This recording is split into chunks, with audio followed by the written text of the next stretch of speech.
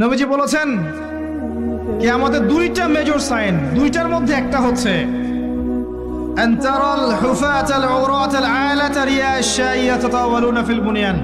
যখন সমাজের দরিদ্র শ্রেণীর মানুষেরা, যাদের পায়ে স্যান্ডেল ছিল না, গায়ে কাপড় ছিল না, এরা উঁচু উঁচু বিল্ডিং নির্মাণের প্রতিযোগিতা করতে থাকবে, ফান্তাজিরিস সাআহ, তখন কিয়ামতের অপেক্ষা করতে থাকবে। আজকে থেকে 100 বছর আগে ছিল এগুলা? 200 বছর আগে ছিল?